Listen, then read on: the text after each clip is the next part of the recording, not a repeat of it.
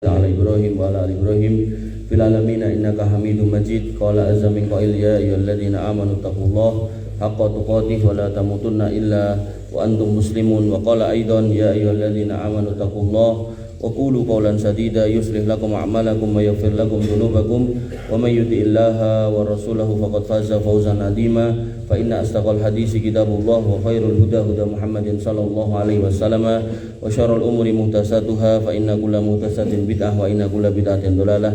Au kama qala rabbi shrah li sadri wa yassir li amri wa hlul 'uqdatam min lisani yafqahu qawli. Ikhwani fiddin azani Allah wa iyyakum. Alhamdulillah, harus selalu senantiasa kita haturkan kehadirat Allah Subhanahu wa taala atas semua limpahan nikmat yang kita terima, wabil khusus nikmat iman yang harus selalu ada di dalam hati dan dada kita, jangan sampai luntur apalagi sampai hilang pergi entah kemana. Wa nibidin azani Allah wa iyyakum. Yang kedua kalinya salawat dan salam senantiasa kita haturkan kepada Nabi Muhammad sallallahu alaihi wasallam, uswah hasanah, junjungan kita, suri tauladan terbaik bagi kehidupan manusia, yang kita ketika mengaku cinta kepadanya tidak hanya melakukan apa yang kemudian disebut oleh sebagian orang dengan istilah sholawatan, tapi yang lebih penting dari semua itu adalah kita mengikuti apa yang beliau ajarkan, yaitu melalui mengikuti sunnah-sunnah yang beliau sampaikan. Wa nibidin azani Allah wa iyyakum. Dengan perantara itu maka tentu seorang muslim yang mengikuti sunnah-sunnah nabinya, maka insya Allah akan mendapatkan syafaatnya nanti di akhirat sana. Kemudian yang ketiga kalinya seorang khatib selalu senantiasa mengingatkan untuk bertakwa dan selalu mengutip ayat ya ayyuhalladzina amanu taqullaha haqqa tuqatih wa la tamutunna illa wa antum muslimun. Wahai orang-orang yang beriman, bertakwalah dengan sebenar-benarnya takwa dan jangan sekali-kali mati kecuali di atas keislaman, menjadi seorang yang beragama Islam. Dan dalam kesempatan kali ini saya masih melanjutkan tema yang dipesankan ke saya, yaitu untuk menyampaikan tentang FKS Ways yang ada di perusahaan panjenengan ini, yang terdiri dari 3 hal, yaitu integritas, kepedulian, dan komitmen. Dan pada pertemuan yang lalu kita sampai di integritas dengan sub judul kejujuran. Maka pada siang hari ini, khutbah siang hari ini, saya ingin melanjutkan, yaitu tentang transparansi. Wanifidin azani Allah wa iyyakum. Ketika kita membuka Kamus Besar Bahasa Indonesia, maka yang disebut transparansi yaitu keadaan yang terbuka, tidak ada yang disembunyikan dalam pengelolaan keuangan, pengambilan keputusan dan sebagainya, semua terbuka. Kemudian dalam bahasa Arab itu dikenal dengan istilah asy-syafafiyah, yang artinya juga sama, yaitu al-wuduh was-sorohah, yaitu kejelasan dan keterbukaan dalam tindakan dan ucapan.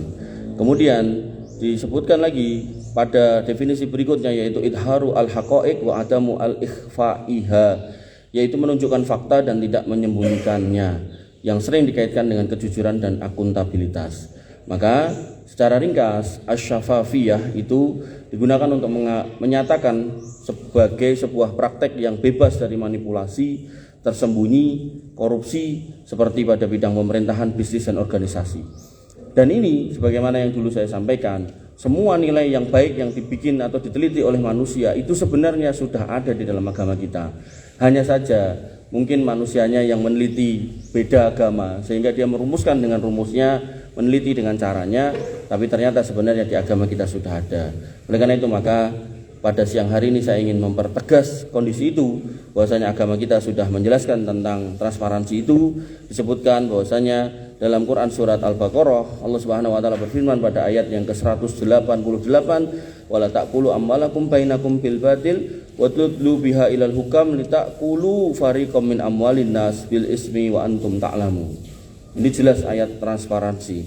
Dan janganlah sebagian kamu memakan harta sebagian lain di antara kamu dengan cara yang batil, dan jangan pula membawa urusan hartamu kepada hakim supaya kamu dapat memakan sebagian dari sebagian harta yang lain dengan jalan berbuat dosa padahal kamu mengetahui.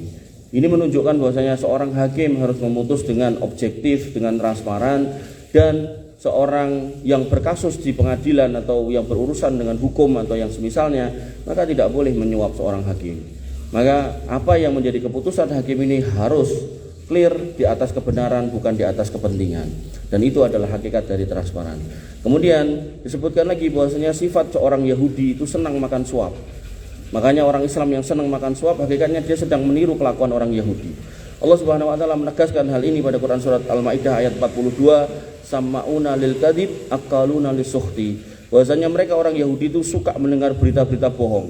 Jadi kalau ada gosip, ada isu, dia nggak pernah cross check, dia langsung langsung digulirkan supaya menjadi kehebohan, supaya menjadi keramaian, supaya menjadi kerusuhan, dan mereka senang sekali memakan makanan yang haram. Wa nabiyina azani Allah wa iyyakum. Padahal Nabi SAW mengingatkan kepada kita, semua harta yang kita bawa pulang, yang kita makan akan ditanya nanti di akhirat. Pada hadis riwayat Imam Tirmidzi dan Ad-Darimi disahihkan oleh Syekh Albani disebutkan la tazalu qadama 'abdin yaumal qiyamah hatta yus'ala an arba'. Bahwasanya kaki kita enggak akan beranjak di hari kiamat kecuali akan ditanya tentang 4 hal. An umrihi fi ma'afna. Dikasih umur, kasih waktu untuk hidup, kemana dihabiskan. Wa an jasadihi fi ma'abla. Dan tentang jasadnya digunakan untuk apa? Apakah digunakan untuk beribadah apa tidak?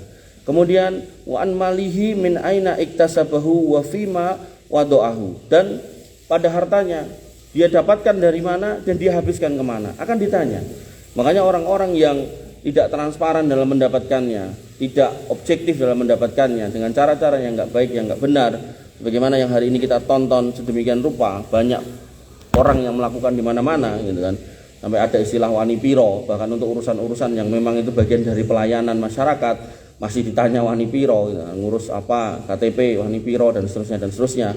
Sampai ada slogan kalau bisa diperlama kenapa dipercepat, kalau bisa dipersulit kenapa dipermudah. Maka semua itu bertentangan dengan syariat Islam, dan nanti mereka yang mencari keuntungan di situ akan ditanya oleh Allah Subhanahu wa taala, duitmu dari mana dan buat habiskan kemana. Kemudian yang keempat juga akan ditanya wa an ilmihi madza amala fihi, dari ilmu yang dikaruniakan Allah kepadanya, apakah level SMK, apakah level sarjana, apapun bentuk dan jurusannya, maka semua akan ditanya ilmunya digunakan untuk apa.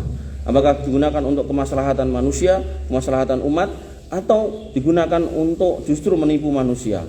Jadi bukannya pinter untuk menjadi benar, tapi malah pinter keblinger, itu yang beberapa kali kita lihat tayangannya di televisi. Bapak-bapak yang dirahmati oleh Allah Subhanahu wa taala. Dan Nabi SAW juga mengingatkan bahwasanya harta haram hasil dari perbuatan yang tidak transparan tadi itu tidak akan berkah. Sampai Nabi SAW mengatakan innahu la yadkhulul jannah lahmun nabada min suhtin an-naru aula bih. Maka tidak akan masuk surga daging yang tumbuh dari harta yang haram, yang didapatkan dari korupsi, yang didapatkan dari manipulasi, yang didapatkan dari kolusi, dari hal-hal yang tidak baik. Jadi ibaratnya ada ujian, jelas-jelas keterima, maka yang keterima dikontak, kowe pengen mlebu apa ora? Nek pengen mlebu bayar semene gitu. Itu kan hal-hal yang sering kita dengar toh. Dan ini ketompo, tapi karena panitia dia tahu siapa yang keterima siapa yang enggak, yang dikontak yang keterima. Padahal tanpa itu dia bisa masuk. Nah, maka kata Nabi SAW, neraka lebih pantas untuk daging yang tumbuh dari harta-harta haram seperti itu. Termasuk di RT, di RW, di kelurahan, kita ngurus hal-hal yang harusnya gratis dan digratiskan di level kabupaten, maka begitu sampai bawah tetap bayar, walaupun bahasanya saiklase. Nanti kalau masuk kota, ya, rebutan harus yang nonton sing lebokke. Wih, lebokke 50.000, digoleke gidik karo biting supaya iso ditokke. Ngono iso metu nggo tuku rokok gitu kan. Maka hal-hal seperti ini 11 praktek yang ada di depan mata kita, dan itu semua haram. Allah tidak suka dengan koruptor. Allah Subhanahu wa taala berfirman, Allah tidak suka kepada orang-orang yang berkhianat, yang tidak transparan. Innallaha la yuhibbul khainin. Allah tidak suka dengan orang-orang yang berkhianat atas amanah yang dipegangnya. Dan pada ayat yang lain Allah mengancam orang-orang yang berkhianat nanti di akhirat akan membawa apa yang dikhianatkan. Allah Subhanahu wa taala berfirman, "Wa ma kana linabiyyin ayyaghulla." Enggak mungkin seorang nabi itu korupsi, enggak mungkin. Wa may yaghlul ya'ti bima ghalla yaumal qiyamah summa tuwaffa kullu nafsin ma kasabat wa hum la yudlamun.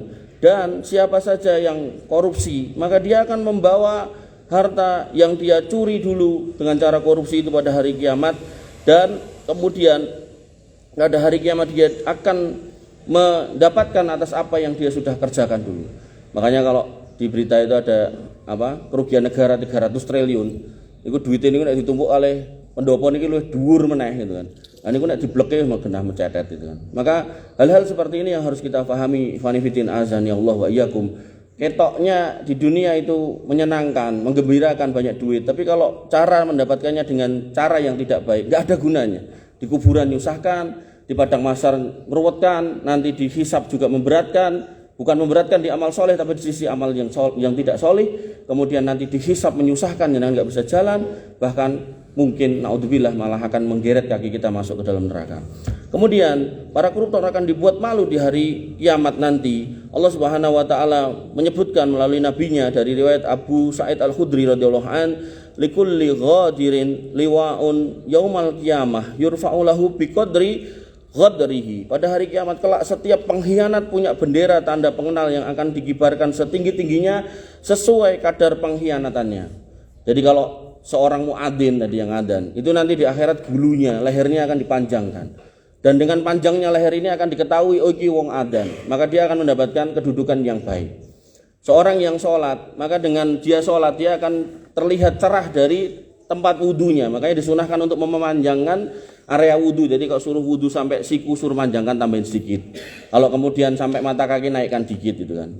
Maka seorang pengkhianat makin banyak yang dia khianati, makin besar nilai pengkhianatan dia, maka nanti Allah akan tunjukkan di khalayak manusia dengan benderanya masing-masing dan orang akan mengenali inilah orang-orang pengkhianat. Termasuk orang yang mengkhianati dalam pernikahan, maka semua itu juga akan ditunjukkan. Oleh karena itu maka dalam Islam jelas diatur tidak boleh kemudian menjadi seorang pengkhianat. Ala wala ghadira a'dam ghadran min amiri ammah. Maka ketahuilah tidak ada pengkhianatan yang lebih besar dari pengkhianatan seorang pemimpin kepada rakyatnya.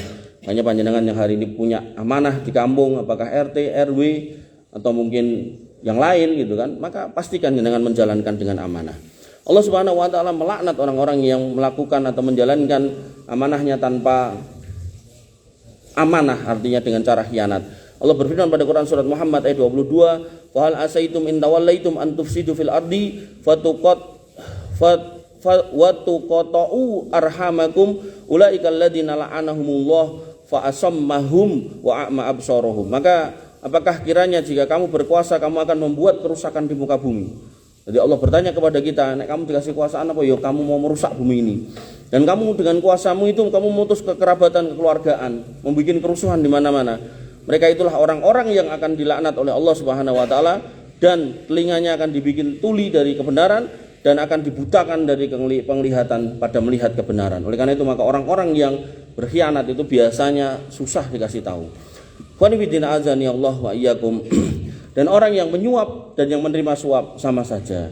Disebutkan oleh Nabi SAW dalam riwayat Ibnu Majah, At-Tirmidzi, Hakim, Ahmad dan disahihkan oleh Syekh Albani an Umar Abdullah ibni Qala an Umar ibni Abdullah an Abdullah ibni Umar dari Abdullah bin Umar, beliau berkata Nabi SAW bersabda la'ana Rasulullah SAW ar-rasi wal murtasi. Nabi SAW melaknat orang yang menerima suap dan orang yang menyuap. Jadi yang menyuap dan yang disuap sama saja.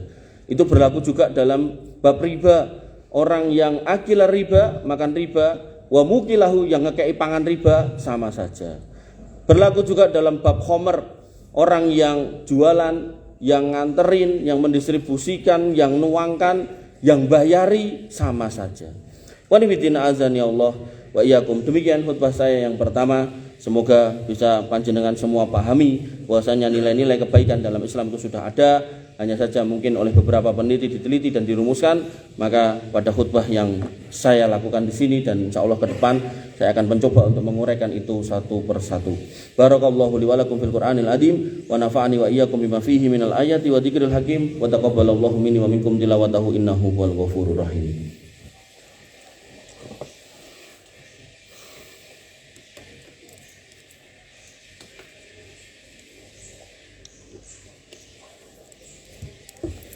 Alhamdulillah wa syukrulillah wa la haula wa la quwata illa billah. Salatu wassalamu ala Rasulillah wa ala alihi wa sahbihi wa mawala. Ghanifidin azani Allah wa iyyakum. Terkait dengan poin yang kita bahas pada siang hari ini yaitu integritas. Di dalam integritas ada keterbukaan, ada transparansi. Maka seorang muslim diminta untuk selalu transparan dalam mengelola atau menjaga apa yang diamanahkan kepadanya dan tidak boleh ditutup-tutupi, yang mana biasanya kalau ditutup-tutupi itu tujuannya dalam rangka untuk mencari keuntungan atau konflik of interest. Maka seorang muslim diharamkan untuk melakukan hal itu kecuali memang pada area-area classified itu yang rahasia. Kalau memang itu bagian dari rahasia yang memang diperintahkan, diamanahkan oleh manajemen yang ada, maka memang harus ditutupi. Tapi untuk hal-hal yang memang harus ditransparankan, harus dibuka, misal kayak pengumuman siapa yang diterima, siapa yang ditolak, maka ya seorang muslim harus amanah diflorkan saja. Dan apa yang kemudian kita dapatkan dari jalan-jalan yang tidak baik dalam rangka untuk mencari keuntungan di situ, maka tidak akan berguna. Bahkan saking tidak bergunanya, ketika kita kemudian ingin bertobat, maka tidak cukup hanya dengan istighfar. Maka yang harus dilakukan oleh semua orang yang korupsi dari apa yang diamanahkan kepada dirinya, itu harus mengembalikan harta yang dia curi. Jadi istighfar itu tidak mencukupi untuk menyelesaikan masalah dia. Nabi SAW bersabda, man kanat lahu madlamatun li akhihi min irdihi. Barang siapa yang melakukan kedoliman pada saudaranya atau pada kehormatan saudaranya, au syai'in, atau yang lainnya, fal yatahallalhu minhul yaum, maka sebaiknya hari ini mumpung dikasih hidup, mintalah halalnya.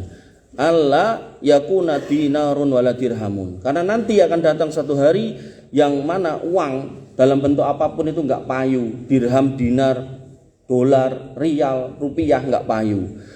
Ingkana lahu amalun sholih, maka orang yang nekat membawa mati dosa dolim, dosa korupsi, Nabi mengatakan ingkana lahu amalun sholihun ukhida minhu biqadri madlamati, maka akan dimintakan pertanggungjawabannya dengan cara amal solihnya itu digunakan untuk membayar hutang-hutang kedolimannya. Nah, kalau kemudian sekarang utangnya 2.700.000 misal gitu, dan nggak mau bayar, atau korupsinya 2.700.000 dan nggak mau mengembalikan, maka kalau jenengan sholat jamaah pahalanya 27, maka nanti di akhirat duit sudah nggak payu. Maka kalau suruh ganti dengan pahala sholat, maka butuh waktu atau butuh sholat jamaah sebanyak 100.000 kali. 100.000 kali kalau kemudian jenengan bagi 5 itu ketemunya 20.000 hari. Kalau jenengan bagi 360 itu ketemunya 55 tahun. Sholat jenengan 55 tahun entek nggak bayar utang 2.700.000. Apalagi nek 2 miliar 700. Apa meneh nek 2 triliun 700. Apa meneh 270 triliun. Jenengan bisa bayangkan sendiri. Maka seorang muslim harusnya takut dengan semua yang disampaikan oleh nabinya, semata-mata karena pengen bertakwa mengikuti sunnah nabinya, yaitu tidak mendolimi manusia yang lain. Wa illam takun lahu hasanatun, kalau ndelalah kemudian si dolim ini enggak punya kebaikan, atau mungkin kebaikannya sudah habis buat bayar utang karena saking banyaknya utangnya, ukhida min sayyiati sahibihi fahumil alaih, maka diambillah dosa orang yang didolimi ini, yang mungkin ya kalau pemimpin rakyatnya banyak kayak jenengan gini, ya berarti dosa-dosa rakyatnya diambil sama pemimpin yang dolim itu, lalu kemudian dibebankan ke dia, dan kemudian hisabnya berat di timbangan yang buruk, ya udah nyemplung neraka karena sudah nggak ada kebaikan yang tersisa. Wanifidina azan ya Allah wa iyyakum. Bahkan Nabi juga mengingatkan, kadang ada orang yang korupsi, aku korupsi 10 yuto, sing 2 yuto tak sedekahke ben halal sing 8 yuto, ndak bisa. Nabi mengatakan man jama'a amalan haraman summa tasaddaqa bihi lam yakun lahu fihi ajrun wa kana isruhu alaih. Barang siapa yang mengumpulkan harta haram, bukan haknya dibawa pulang, lalu ia menyedekahkan, maka ia enggak akan memperoleh pahala darinya dan dosanya terbeban atas dirinya. Jadi harta yang bukan hak kita, kalau kita kuasai lalu kita punya pikiran tak nggo haji, tak nggo umrah, tak nggo kurban akan mengurangi dosa, enggak bisa. Enggak bisa. Satu cara dan satu-satunya cara untuk membersihkan dosa dari harta haram, ya dikeluarkan, dikembalikan kepada haknya. Oleh karena itu maka Allah Subhanahu wa taala mengingatkan kepada kita, wa may yattaqillah yaj'al lahu makhraja wa yarzuqhu min haitsu la yahtasib. Maka kita bertahan saja di atas hal yang benar, gak usah berpikiran untuk menguasai harta orang lain dengan cara tidak benar, dan itu bagian dari takwa yang mana ini kita pesankan, kami pesankan pada siang hari ini. Dan orang yang bertakwa Allah janjikan wa yaj'al lahu makhraja wa yarzuqhu min haitsu la yahtasib, akan kami berikan jalan keluar atas semua masalahnya, dan kami berikan rizki dari jalan yang tidak disangka-sangka. Kemudian Nabi SAW menegaskan hal itu dalam sabdanya, innaka lan tada'a syai'an lillahi azza wa jalla illa baddalaka Allahu bihi ma huwa khairun laka minhu. Kalau engkau tinggalkan hal-hal yang haram, perkara-perkara yang haram, enggak kamu ambil harta orang lain, maka Allah akan berikan pengganti yang lebih baik dari apa yang kamu impikan, kamu angan-angankan dari menguasai harta orang lain dengan cara yang tidak benar. Makanya kita dapati orang-orang yang korupsi, baik kecil maupun besar, itu hampir semuanya bisa dipastikan hartanya tidak barokah. Mungkin akhirnya anaknya narkoba, istrinya selingkuh, mungkin dia sakit dengan penyakit yang aneh dan seterusnya, mungkin rumahnya yang sudah dibangun dengan harta korupsi kebakaran dan seterusnya. Maka hal-hal seperti ini kita temukan dan harusnya kita orang beriman mengambil pelajaran dengan sebaik-baiknya agar kemudian kita berhati-hati hidup di dunia ini, jangan sampai silau dengan dunia sampai akhirnya menghalalkan segala cara di mana itu dilarang di dalam agama kita. Ini yang bisa saya sampaikan, semoga menjadi ilmu buat kita semua. Kita akhiri dengan doa, wassallallahu ala nabiyina Muhammadin wa ala alihi wa sahbihi wasallim ajmain.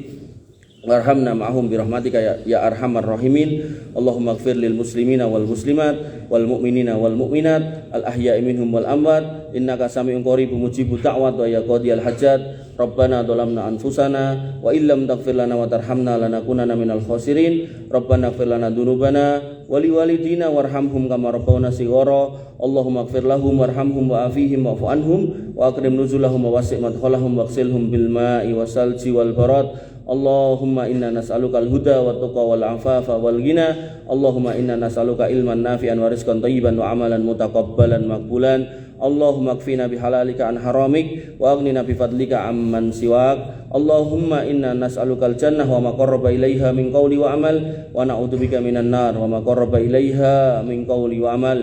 Allahumma asfi mardana waqdi duyunana. Allahumma aksir amwalana wa aksir auladana wa barik lana fima a'taitana ya arhamar rahimin. Wa ya muqallibal qulub tsabbit qulubana ala dinik wa ya musarrifal qulub sarrif qulubana ila ta'atik. La ilaha illa anta subhanaka inna kunna minadh dhalimin wa illam taghfir lana wa tarhamna lanakunanna minal khasirin. Allahumma inna na'udzubika minar riba wa na'udzubika minad dain wa na'udzubika min ghalabatid dain wa qahri rijal wa na'udzubika minal ma'sami wal maghram ya khairar raziqin. Allahumma arzuqna husnal khatimah. Allahumma arzuqna husnal khatimah. Allahumma arzuqna husnal khatimah. Rabbana atina min ladunka rahmah wa hayyi' lana min amrina rasada. Rabbana atina ma wa'atana ala rusulika wa la tukhzina yaumal qiyamah innaka antas sami'ud du'a innaka la tukhliful mi'ad. Rabbana atina fid dunya hasanah wa fil akhirati hasanah wa qina adzabannar wa qina adzabannar wa qina adzabannar. Ibadallah innallaha ya'murukum